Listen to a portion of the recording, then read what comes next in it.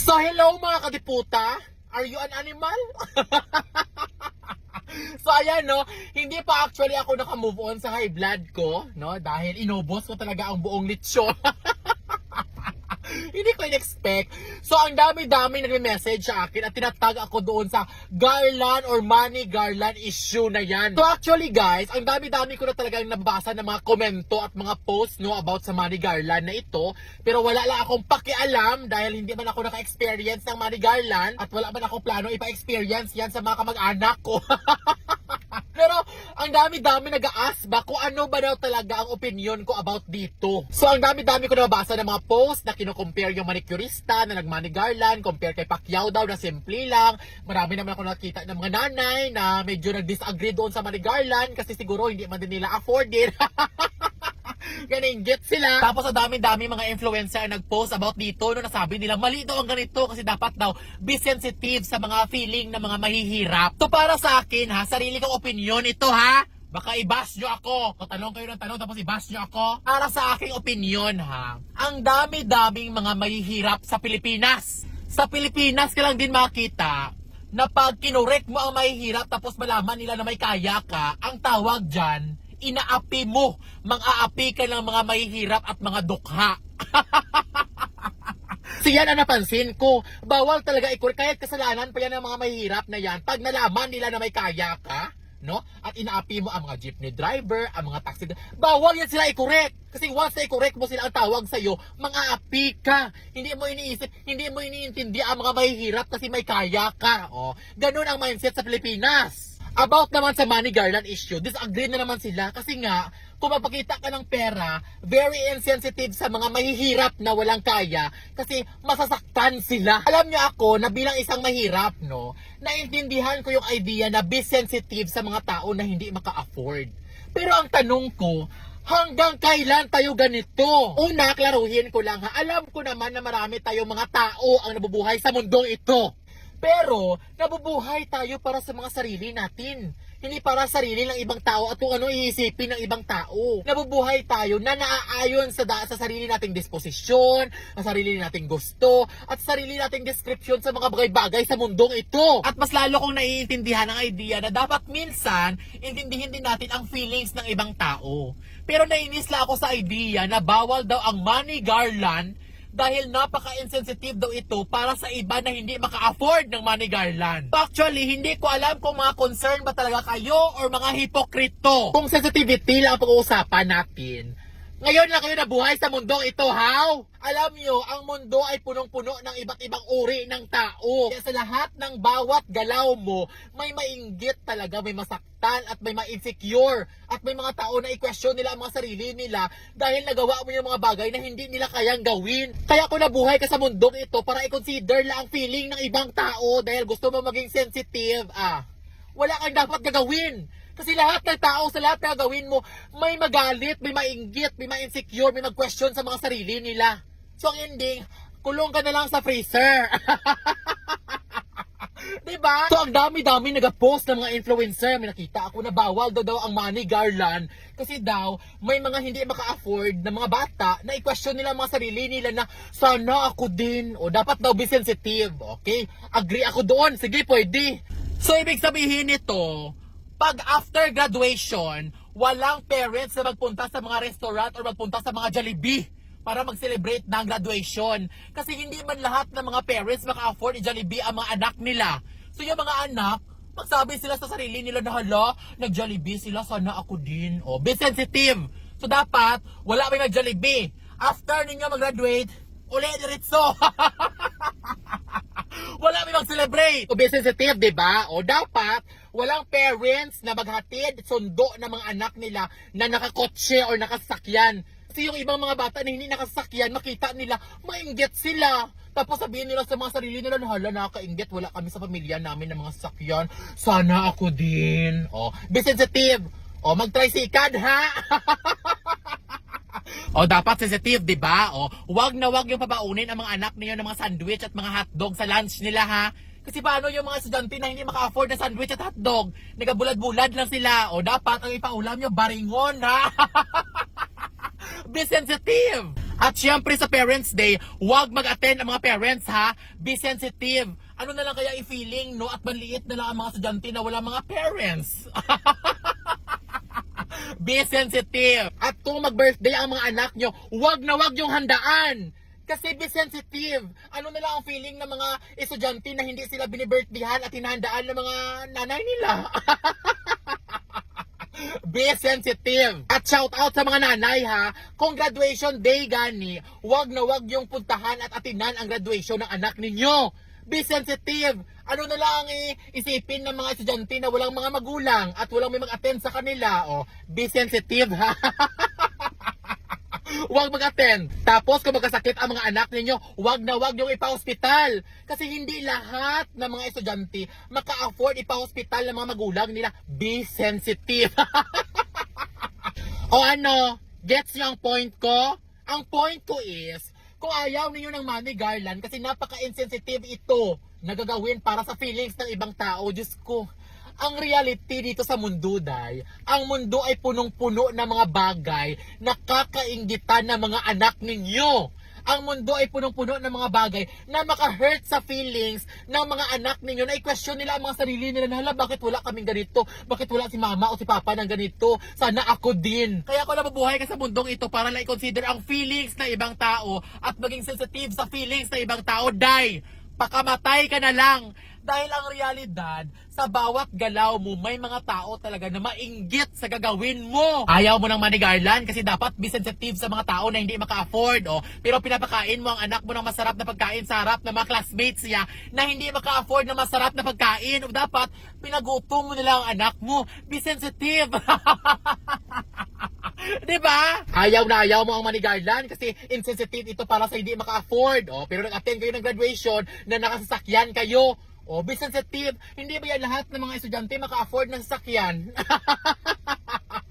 Diba? Kung sensitivity lang pag-uusapan, ano ang pagkakaiba na gumawa ka ng 15,000 na money garland na nakita ng mga estudyante at nainggit sila sa bumili ka ng sakyan na 5 million na nakita din naman ng mga estudyante na hindi din naman nila afford. Oh, pareho lang yan may nainggit. Kaya lang ang point dito, kung i-consider mo yung inggit ng ibang mga estudyante, hindi mo ma-show yung pagmamahal mo sa anak mo. O syempre sabihin ng ibang mga nanay dyan na, kung hindi mo naman ipakita yung pagmamahal mo sa anak mo gamit ang ibang gift, wag lang ang pera. Yun ang description mo ng pagbibigay ng gift at pagmamahal sa anak mo. Sa ibang nanay, money garland naman. At walang mali dyan as long as afford nila at wala silang may tinatapakan na ibang tao. Sino ka para husgahan ang nanay na yan na nagpa-money garland? Alam mo ba yung pinagdaanan niya? Para lang mabuo niya ang money garland na yan at karapatan na yun, pinaghirapan na yun. Sino ka para mag-judge? Hindi kasalanan ng nanay na yan kung afford niya mag-money garland, ikaw ya hindi. Kay chismosa ka. 24/7 ka nakabantay sa buhay ng ibang tao. O, siya ya, nagasakripisyo para makabuo ng money garland. Hindi niya kasalanan kung walang yang nanay ka. Ay puro ka lang chismis at puro ka lang pang-away at paninira ng buhay ng ibang tao. Dahil sa Pilipinas ka lang makita na pag nagsakripisyo ka para ma-afford mo yung mga bagay na gusto mo at hindi ma-afford ng mga chismosa at mga inggitera, kasalanan mo! Mga tiputa! May influencer pa na nag-post, sabi niya, dapat daw ipagbawal ng principal ang money garland kasi daw nakakasira ng momentum ng event. Nakakasira daw ng reason of the event. Oh. Ano na study yan? Saan na study mo kinuha yan? Pinag-aralan mo yan? O sarili mo yan na idea? Baka hindi ka aware ha? Iba-iba ang tao. Kung para sa iyo nasira ang momentum ng event dahil instead sa graduation ang focus mo, kwarta kay mukhang pera ka man, oh. Ako may inspire ako. No, may graduation tapos may money garland. May inspire ako, 'di ba? Magkamali siya, ganun mo lang may 1,000 ka. Pero seryoso ha, ako no, at mga kaibigan ko, pag may ganun, ma-inspire kami na mag-do more and be more. So dapat ipagbawalo talaga ng principal ang money garland kasi may mainggit na mga tao. So paano naman yung mga tao na ma-inspire pag may money garland? Mag-adjust sila dahil may mga inggitero at may mga insecure na katulad nyo? Alam mo, yung mga nanay na nag-money garland, dalawa ang tao na apektado dyan. Una, may tao na mainggit. O, pangalawa, may tao na naman na ma-inspire. O, kaya, desisyon yan siya ng mga magulang as long as nagmanigalan sila, na-afford nila, hindi nila ninakaw, pinaghirapan nila. Sino ka para mag-decide, ha? Mag-decide ka na ipagbawal dahil hindi mo afford, dahil inggitero ka. Samantalang may mga iba naman estudyante na na-inspire sila to be more and to be do more. Huwag pairalin ang pagiging inggitero at pagiging insecure. Ayaw daw naman ni Garland kasi daw may mga tao na na-hurt, yung mga estudyante daw na i-question ang mga sarili. Nasaan ang study mo? Ipakita be kung pila ka percent ang mga tao na nag-question sa sarili nila at ilan percent yung mga na-inspire. Wala ka ganun nag-study pa kurik-kurik ka pa sa ibang tao. Tampiyungon ta na. Yan ang problema sa mga influencer ngayon. Akala nila Diyos sila. Gimessage niya pa ang school na dapat to ipagbawal. Diyos ko, alam mo, kung yun ang description ng tama para sa'yo, walang problema yan. Pero sana wag mong ipagsiksikan at ipagdikdikan sa lahat ng mga tao na kung ano yung tama para sa'yo, dapat sa kanila, yun din ang description nila ng tama. Dahil iba-iba ang tao. Kung para sa'yo nainggit sila at nainggit ka, kami yan, na-inspire kami. Ang mga animal, compare pa nila ang manicurista kay Manny Pacquiao. Dahil ang manicurista na gumawa siya ng money garland na 15,000 cost. Samantalang si Pacquiao na bouquet-bouquet lang. Ang pagkadiputan nyo, wala din mga utak. Dahil sa pera lang nakafocus ang mga mata ng mga hipokrito at mga inggitera. Hindi ninyo naisip na si Jinky Pacquiao, wala nga siya money garland, pero ang outfit niya, milyones. Ang bag ni Jinky, milyones. Ang burulo ni Jinky, bilyones. Hindi ba nga natin alam, baka yung bouquet, baka 5 million yun. Oh. Diba? Galit na galit kayo sa manicurista na 15,000 ang garland niya. Samantala kay Jinky, milyon-milyon ang outfit niya sa graduation. Dahil magkakita nyo ng pera doon sa manicurista, sumigagan mata nyo. Dahil sa Pilipinas, pag mahirap ka, bawal ka magpakasosyal. Galit sa manicurista pero hindi galit kay Pacquiao kasi bouquet na daw ang binigay. Napakasimple daw. Diyos ko, hindi mo nga alam, baka after ng graduation, sports car ang binigay sa kanya. Oh. At wala tayong pakialam doon. Dahil afford nila at yun ang way ng pagmamahal nila sa anak nila. Kaya sana, yun din ang respeto na ibigay ninyo sa manicurista. Hindi mo alam kung ilang months niya pinaghirapan yun para i-show niya sa anak niya ang pagmamahal niya sa pamamagitan ng money garland. Kaya instead na mainggit ka at sabihin mo na insensitive sila sa feelings ng ibang tao, maging happy ka dahil hindi lahat nasaktan, yung iba na-inspire pa sila. Oh. Tapos sabihin mo ngayon na ipagbawal mo sa school kasi na mainggit ang mga hindi maka-afford. Hindi ka sure. Wala ka study na ipakita ng mga percentage. Diba? Malay mo, sa ibang school, 100% na-inspire sila. O baka sa school nyo, lahat na inggit, yung mga inggitera sa school nyo. Alam nyo, ang dami-dami ng mahihirap sa Pilipinas. Kung mabubuhay lang tayo at iisipin natin na hindi sila masaktan sa bawat galaw natin, magpakamatay na lang tayo. Alam nyo kasi, ang mundo ay punong-puno ng mga bagay na meron tayo, wala sila, meron tayo. Kaya kung pipilitin natin na pigilan yung mga bagay na kinaiinggitan ng mga anak natin, Diyos ko, wag yun na ipasok sa school. Kasi ang realidad ng mundo, at the moment na pumasok yung mga anak natin sa school, ang dami-dami nilang nakikita ng mga bagay na kinaiinggitan nila at kini-question nila ang mga sarili nila kung bakit wala silang ganito, bakit meron sila, at wala tayong magawa doon.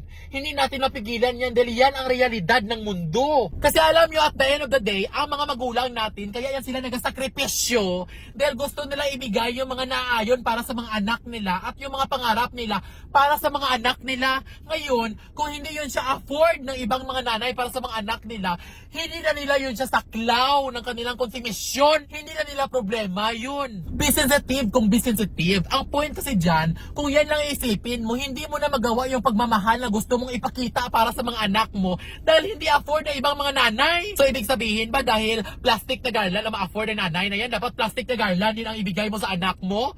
Kung ang sinisigaw ng puso mo at pagmamahal mo sa anak mo, 1 billion naman ni garland?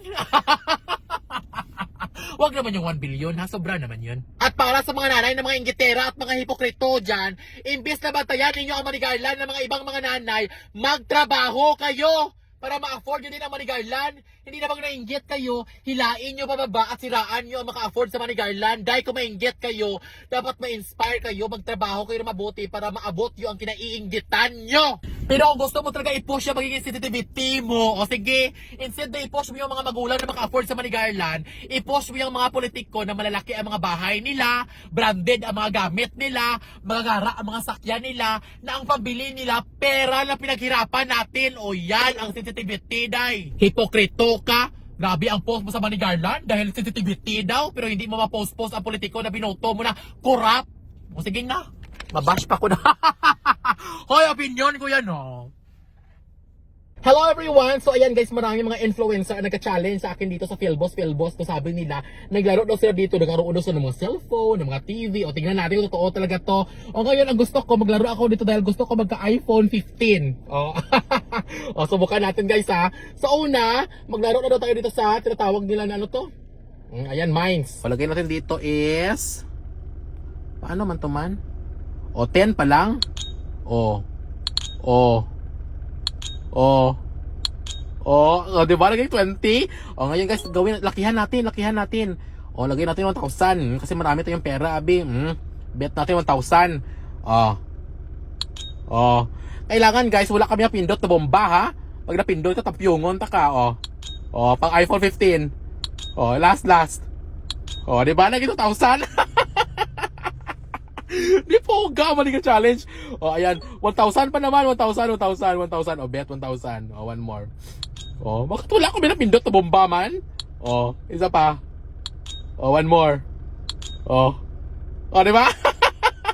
Cash out. O, gawin natin 2,000, be. 2,000 natin, be. O, 2,000, o. O, di ba? Isa pa. O, isa pa.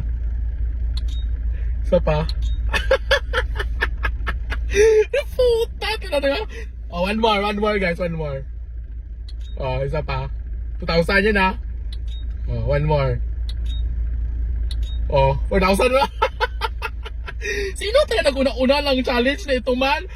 So ayan guys, so nakita ninyo ang pera natin na 13,000 naging 17,000 o ganun lang kadali. Pero syempre kasi nga gina-challenge ako at syempre may pera ako ng konti. O sa lahat ng gusto maglaro, ilalagay ko ang kanilang link sa comment section. Pero guys, again, baka naswertehan na talaga ako kaya wala mga bomba, no? O kayo guys, hindi ibig sabihin na maswerte ako, maswerte din kayo. O careful sa paglaro at hindi ito pwede sa mga bata. At syempre, kailangan ilaro nyo yung available nyo na pera, hindi na pambigas-bigas na laro nyo pa. O ayan, maglaro pa ako ha, kasi iPhone 15 eh.